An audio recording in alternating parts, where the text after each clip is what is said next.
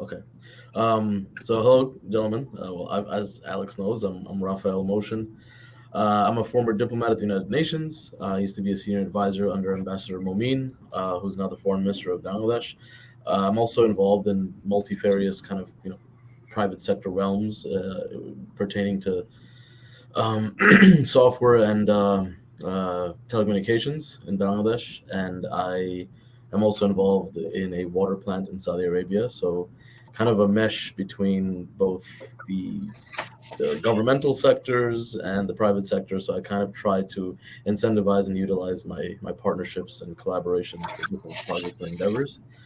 Now I am working on coordinating different projects in the realms of actually my family's holding company in Bangladesh. And yeah, that is me. That is the world of Rafa. Great, Rafa. Thank you. Thank you guys for just being available today for this. Thank you so much. It means a lot. Our pleasure. So, there's a few challenges that impact people in terms of what's happening in the world today now with climate change and like just carbon footprints and different greenhouse gas effects, and there's a few sectors that obviously they try to serve as a catalyst to somehow bridge different forms of you know kind of antidotal situations for these problems. And now, and I'm very happy to be moderating this panel on the World Green Growth Summit with Mr. Aleks Mehrle and Mr. Nico Woods. And I know both of you are working together. I mean, in an international and a collaborative way to help build a more better world and a greener tomorrow. So I will delve right in. If you can, just tell me about yourselves a little bit and what led you on this path towards the energy sector. Sure, Rafa. Thank you. And thank you for that introduction. I agree with you certainly that there are a few challenges that are more global and pressing than not only making sure we have a curb on greenhouse gases. I know there's a lot of discussion or debate about whether climate change is a thing or isn't a thing. I think if you follow the science, the answer is obvious.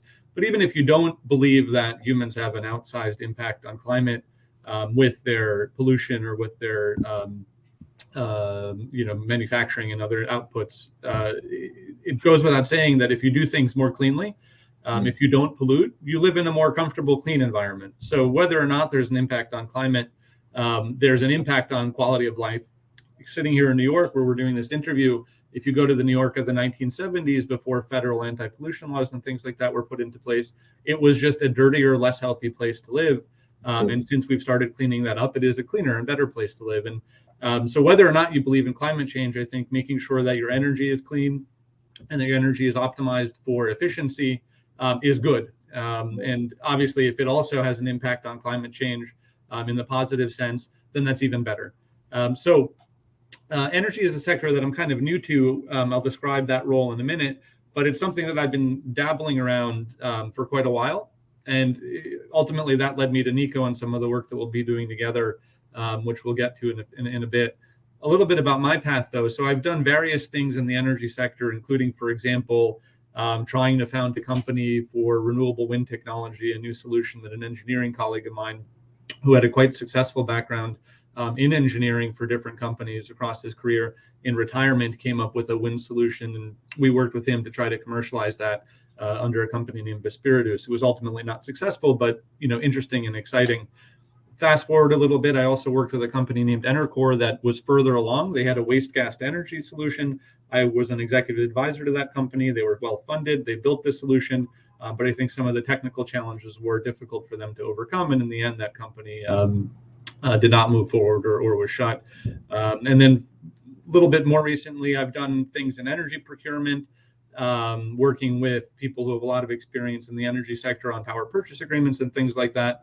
And in the background of all of that, I've always worked closely in technology, in particular organizing multi-party, multi-stakeholder, public and private technology development and solutions around, in particular, cybersecurity. But the expertise that I developed in that really lends itself to the current challenge and opportunities, which I'll be tackling both with Nico and also through a company named Chastain Energy Group. Mhm. Chastain Energy Group is an offshoot of Chastain Consulting, which is founded by a good friend of mine, Steve Chastain, who's been an engineer in the energy sector and worked at places like IBM and Deloitte, NextEra, Florida Light and Power, major utilities for his entire career, developing solutions for the energy sector and providing consulting services for that sector.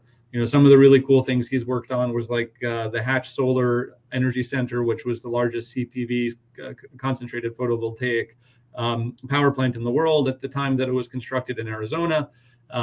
He's worked with the biggest wind and NextEra worked at and with the biggest wind and energy, wind and solar developer in the world, which is NextEra. And as I mentioned, utilities, and consulted for large investment groups. So Steve and I got together recently because, one of the offshoots or one of the things he'd like to grow that company into is rather than just providing advisory services or engineering services, to provide solutions or software as a service development. And so my role in that, leveraging some of the work and experience that I've had in Ukraine in particular, which we'll get into later, will be finding the solution development partners to meet the needs of the energy sector to do two things. One is develop more efficient solutions from a software perspective as systems get more complex. And this is true of everything from shopping, think Amazon, right? You went from, you go to your corner store and now one click and all the amazing things that you can do with that company. Energy networks have similarly gotten more complex in scale and reach, and of course are also governed by software. So having more efficient software systems will help run those systems more efficiently, one. And then two, to borrow a sports adage, the best ability is availability. And they always say that when a player is hurt, that, you might be a great player, but if you can't get on the field, you're not going to make an impact, so it doesn't matter.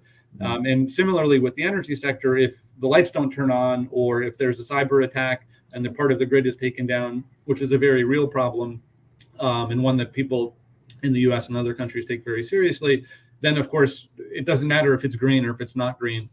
So making sure that the systems are optimized to work better with a focus on green energy in order to have a greener, better future, and then also making sure those systems are resilient is what we'll be doing, and it's what I'll be hopefully doing with Nico in Ukraine soon.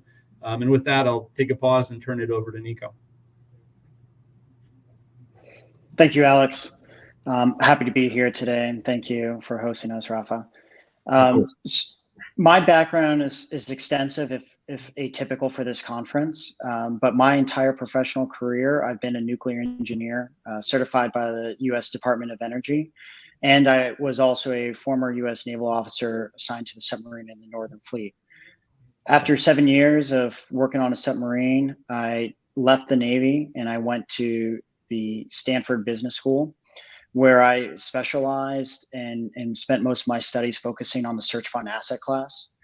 I'll go into more details about a search fund model, but what it is overall is where a pair of entrepreneurs receive backing from investors, and they set out to search, find, and acquire a privately owned business to run and scale. So outside of finding your own company, search fund model provides a very quick access of becoming your own boss and running your own business. I was introduced to Aleks by a mutual colleague, and we're going to be working together as searchers in Ukraine to identify a company to acquire. And for all the reasons that Aleks articulated, two areas that we're going to focus on will be SaaS for energy and cybersecurity, and we might be looking at critical infrastructure as well. Okay. If I can ask, why Ukraine? Sure. That answer is probably a little bit different for me and Nico. In fact, I think Nico's is more interesting when he gets into it. For me, it's as simple, at least initially, as my mother's Ukrainian, and I grew up speaking Ukrainian, and I've lived there over the course of my life on a Fulbright in particular, and then subsequently did a considerable amount of work following the second revolution, the Euromaidan revolution. So it's always been a part of my life. That's why I was focused on the region, but that's not why the region makes sense from a business perspective or for this project's perspective.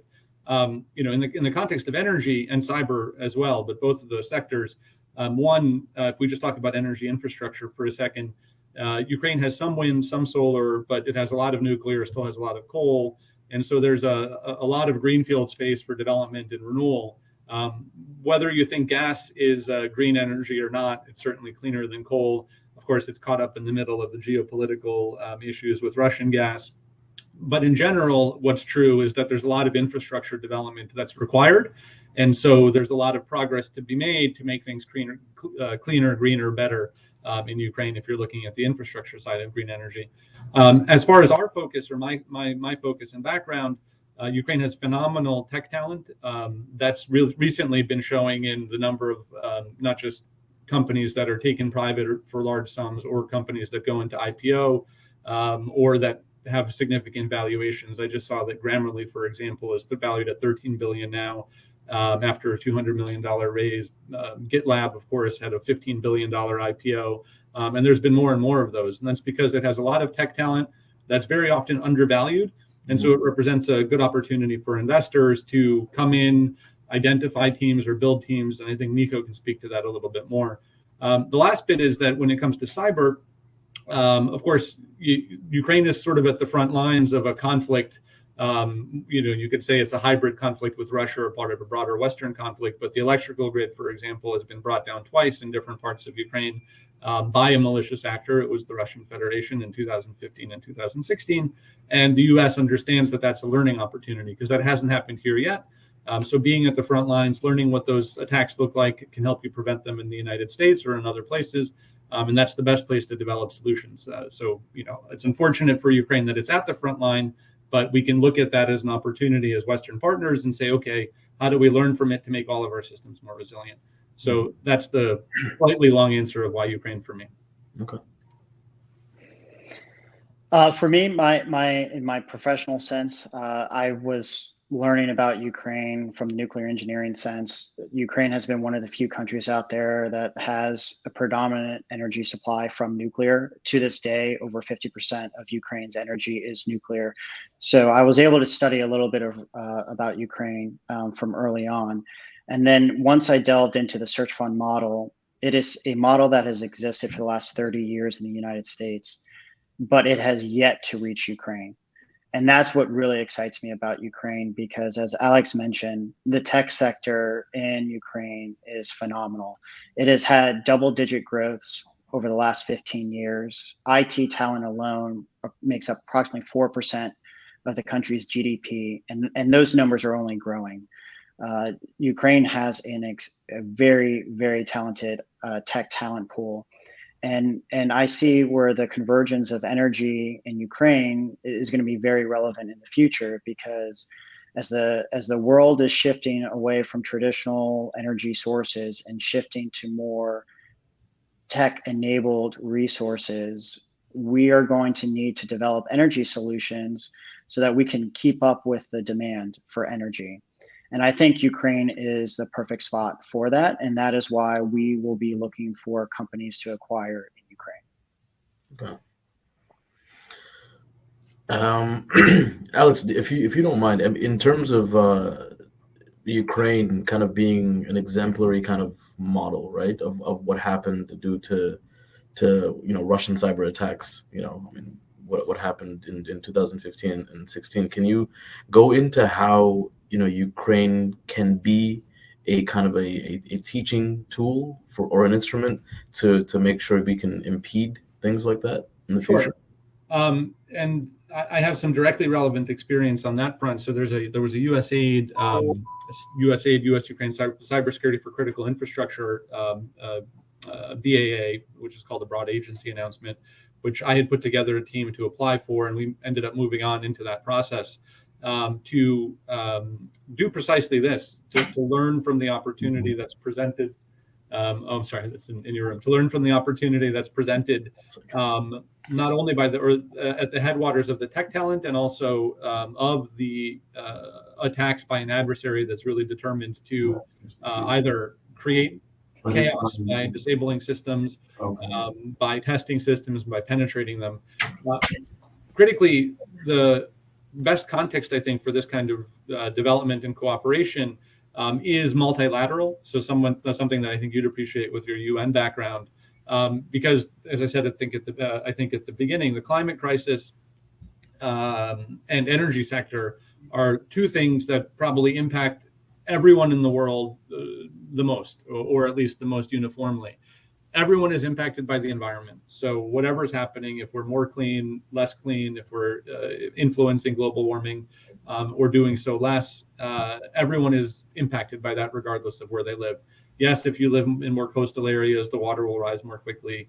But at the same time, it goes without saying that if you're in the west of the United States, for example, and you're experiencing drought, or in parts of the country that get more flooding at times of year, or in places like Bangladesh, which I also know is significantly affected by flooding, it's something that impacts all of us. For And on the flip side, also energy. Not everyone, although increasingly everyone has some kind of a cell phone, but not everyone has a cell phone or a computer or a laptop or a car. But more or less everyone, or the most people in the world, have access to electricity. Maybe not in their home, but in their village. So electricity and the energy networks that we build are things that touch more people in this world really than anything else, more than any technology, because the technology, of course, has to be charged, right? So if it can be charged, then electricity is touching you as well. And so these two things are very global in nature. So I think the solutions need to be global, and it presents an opportunity from us to learn from those. Again, there's probably other places where you could make something like this work, or you could make headway on this other than Ukraine.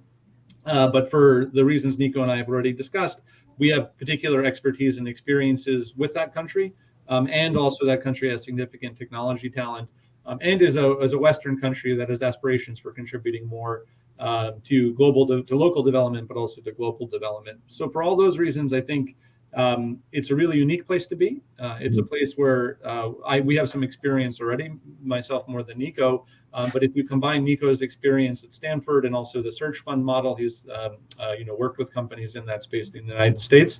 We're really onto something, and we look forward to coordinating with Alejandra and the World Global Green Summit in the future on the types of work that we're doing. Will solutions you develop or companies you acquire be focused on Ukraine and the European Union?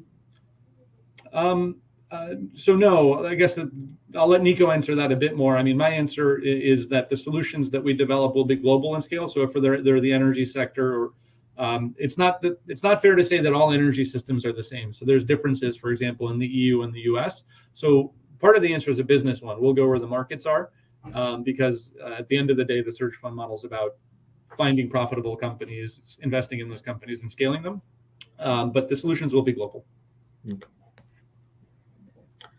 Nico, on the search fund and how you see that going? Right. So we see this as a unique opportunity because, like I mentioned, the search fund model hasn't been used or implemented yet in Ukraine. And for those reasons, we see that this is a prime time. When you look at the history of the private companies in Ukraine, you kind of have two concentrations of companies. You have, on one side of the spectrum, you have a vibrant startup scene that really took up as of 5 years ago within the tech sector. And then you look on the other side of the spectrum and you have the matured companies that started off with the privatization in the early 90s and not much in between. And that's where we intend to insert ourselves in the search fund model, where we're going to take a revenue generating company that ideally has recurring revenue, strong fundamentals, double-digit growth, or at least growth twice as much as GDP, and we're going to professionalize it. And so this is the opportunity that we see right now in Ukraine that makes the search fund model very viable. So for the kind of companies that we'd be looking for that would specifically be able to tailor to the energy sector would be specifically regarding to SaaS or vertical market SaaS, for example, for energy solutions, where this is a company that, for example, could provide energy solutions all the way from energy generation, energy distribution to energy consumption with the end user. And so we have seen that the SaaS industry has been experiencing double-digit growth in Ukraine as well as in the world. So as Aleks said, we're going to start off with SAS and look at those energy solutions there within Ukraine. And then once we are running said company, we would look for where the market is, because energy solutions are in high demand worldwide. So we will see where it can go from there. In regards to solutions, what types of solutions are you looking forward to working with or structuring or utilizing towards the future? Yeah, I can name a few that I think are interesting and have promise. So Nico and I haven't gotten over there yet. This is going to be a multi-year, minimum of 1 year, probably up to a 2-year process, where you'll be searching for the right company to acquire. So it's not going to happen overnight. But just off the top of my head, well, that's not fair. After some thought and deliberation, some examples include applications that leverage AI and machine learning for power systems engineering, applications that use predictive analytics for optimization of system load dispatch, applications for sensor and IoT level devices, specifically on a cybersecurity level, and from a cybersecurity perspective, because as the energy network gets more complicated, meaning you're adding devices, you're adding solutions to it, its surface area increases, and there's more places for people to attack, and also more places to gather information and data. But then you need to optimize that data and know what to do with it. Data is only good as your ability to capture, analyze, and understand it, and then make decisions based on it. So in general, those two sectors, how do we make this increasingly more complex system more safe? And how do we make this increasingly more complex system that's generating more and more data more usable and more optimizable for really the end user, which is all of us? And how do we make it more stable? So those are the kinds of areas or ideas for solutions that I think we'll be focusing on and looking for. But we're not going to let the cart lead the horse. First, we'll get over there. We'll start investigating. We'll be partnering with the National Academy of Sciences, for example, likely in that effort in Ukraine, private sector venture funds and other places, really leveraging the network that we have to find the right fit. And if it happens to be doing one of those things, great, but it might not. But in the end, what we are confident of is that we will find a company that makes a lot of sense to acquire, that has the economic metrics that Nico has talked about, and that will be able to add additional funding to and scale and really make the world greener and better for everybody. Thank you so much, gentlemen. Any parting thoughts in terms of both your endeavors and how kind of having this collaborative partnership with World Green Growth Summit? Is there any parting thoughts on where you see your upcoming endeavors and what you're looking forward to the most, with everything coming up? I look forward to working with Nico. In addition, I'd add that the model we're taking, I'm not sure if Search Fund has been done in Bangladesh, probably not. So, we can do it in Ukraine, then we can do it with you in Bangladesh, Rafa. That'd be cool. I'll make sure I make it happen. Okay, great. Yeah, sorry, continue. No, that's it for my side. I'm just really looking forward to this work. It'll be exciting and challenging, and really, really happy to be working with Nico and also with Alejandra and the World Green Growth Summit. Not much more than that. Again, same enthusiasm on my end. I'm really looking forward to seeing what kind of energy solutions we can eventually come up with to not only help Ukraine, but the world. And then I will add, we're the pioneers in this space, being the first ones to do it. And I hope that, we have some success so that others will follow and continue to bring foreign investment to Ukraine and other emerging markets. Well, thank you, gentlemen, for joining this panel discussion today. It's been a pleasure moderating this panel with you two, and with you two on board. I'm pretty sure you will bring in and you will utilize a lot of components that will definitely help both the energy sector and a world that's we're hoping would be greener tomorrow. And I look forward to see what's to come. Alejandra's joined. Hey, Thank you so much. Thank you so much for participating at the World Green Growth Summit.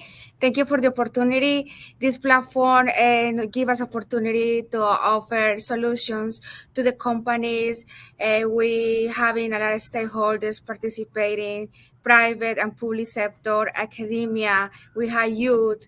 we have governments, high-level government officials, and we expect to put all these people together, discuss topics like we are talking today, trying to offer a new technologies, innovation, ideas, try to build business with other companies, do networking, invite the youth to create a better future for all of us, a sustainable development world for all of us and our future generations.